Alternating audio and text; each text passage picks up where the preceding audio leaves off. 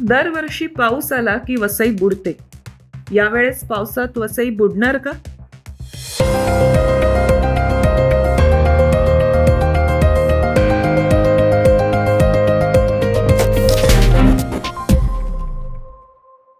आपल्या वसईला ऐतिहासिक सांस्कृतिक वारसा लाभलेला असून निसर्गाचा हिरवा शालू नेसून वसई थाटात उभी आहे. वसईत एकीकडे खूप मोठं तुंगारेश्वर अभयारण्य आहे. इतिहासाची साक्ष देत वसईचा किल्ला आहे. पारंपरिक पद्धतीने केली जाणारी शेती आणि मच्छीमारांसाठी अथांग समुद्र किनारा लाभला आहे.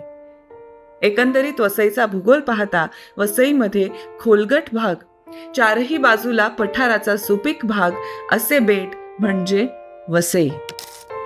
तर अशी सर्व गुण संपन्न वसई प्रत्येक पावसात पाण्याखाली जाते. याला जबाबदार कोण? भ्रष्ट वसई विरार शहर महानगरपालिका, लोकप्रतिनिधी, पर्यावरण नष्ट करून केली जाणारी अनधिकृत बांधकाम.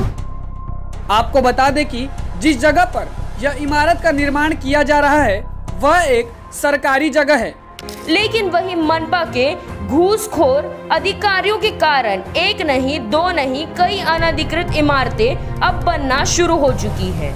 नियोजन शून्य शहरांचा विकास, संपवलेले अरुंद केलेले नाळे, अख्खा नालाच बुजवण्यात आलाय. हा नाला कोणासाठी बुजवण्यात आला, याच्यामध्ये कोणाचे साठे लोटे आहेत, प्रशासन काय करतंय, तोंड बुजवलेलं आहे. असं जवळजवळ 6 ठिकाणी तोंड बुजवलेलं आहे आणि ह्याला जवळजवळ प्रशासन आहे त्यांचं गवत उजवण्यासाठी ते पाण्याला अडवतात आणि त्यांची शेती करतात आणि त्याचे जे काही प्रशासनाबरोबर साठे लोटे ह्यामुळे हे अख्खं शहर भरतंय. संपवलेल्या नद्या, खाडीवर केलेला भराव, मॅंग्रोव्सच्या केलेल्या कत्तली. बहुत सारे जो लैंड ओपन लैंड है वहाँ पर मैंग्रोव्स है और वो ओपन लैंड बिल्डर क्या कर रहे हैं कि वहाँ का पानी बंद करके वो मैंग्रोव्स मार रहे हैं. 100 से भी ज़्यादा एकड़ की ज़मीन पर से मैंग्रोव्स हटाए गए हैं. यहाँ पर पहाड़ तोड़े गए हैं और वो ज़मीन बिल्डिंग के लिए खुली कर दी गई है. अब MMRDA new plan 2016 to 2036 going to be disastrous the whole of Vasai, especially for the green zone. उसके साथ ही यहाँ पर जहाँ पर भी नो डेवलपमेंट जोन था वहाँ पर उन्होंने डेवलपमेंट जोन दिखाए हैं. तर उत्तर आहे हो. हे सगळं कारणीभूत आहे वसई विरार बुडवायला.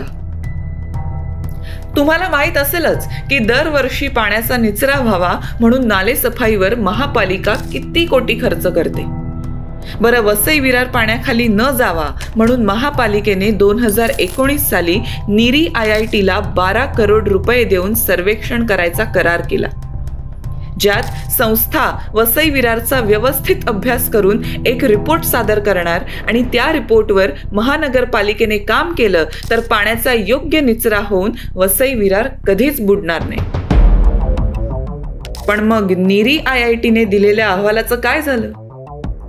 त्यांना मिळालेल्या रिपोर्टवर पालिकेने काम का केलं नाही? असा साधा प्रश्न आज वसई विरारची जनता विचारू पाहते. जसे वसई विरार पाण्याखाली गेले तसेच सामान्य करदात्याचे पैसे सुद्धा महापालिकेने पाण्याखाली घातले. नीरी IITच्या नावाखाली जनतेला फसवलं. नीरी IITने सांगितलेल्या उपाययोजना, नाले रुंद करा, अनधिकृत बांधकामं तोडा, पाणी साठण्यासाठी होल्डिंग्स पॉइंट तयार करा, असे अनेक मुद्द्यांवर महापालिकेने काम का केलं नाही?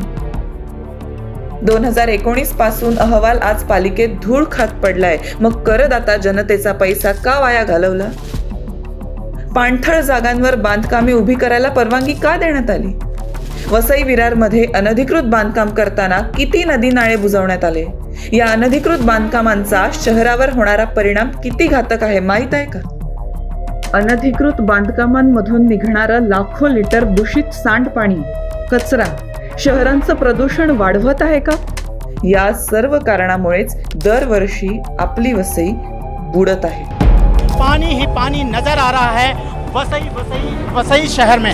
सिर्फ जो है ट्रैक्टर से ही वहाँ पर पहुँचा जा सकता है. 3-4 साल से पानी भरने को चालू हो गया तो कोई देखने को भी नहीं आता, कोई ये करता भी नहीं हमको. तो हम खाएंगे कैसे, रहेंगे कैसे? मेरे ना तो छोटा सा 5 साल का लड़का इधर उधर हम लोग घुमावे उसको. बहुत ज़्यादा प्रॉब्लम है. रोड है वो तालाब है कि पब्लिक का कोई भी गाड़ी है बीच रास्ते में अटक जा रही है. सिर्फ एक दिखावे का काम हो रहा है. अभी पुलिया बनाई, ब्रिज, लेकिन उससे कोई फर्क नहीं है. 400 लोकांची वस्ती असलेल्या वसईतल्या चोळणा गावात अजूनही पाणी साचलेलं आहे. 40 ते 50 बंगल्यामध्ये हे पाणी साचलेलं पाहायला मिळतं. या सर्वांना जबाबदार कोण? वसई विरार महापालिकेचे भ्रष्ट अधिकारी, बेजबाबदार लोकप्रतिनिधी? या सर्वांना जनतेच्या प्रश्नांना जबाब द्यावाच लागेल आणि लवकरच नालेसफाईचा घोटाळा तुमच्या समोर येणार आहे.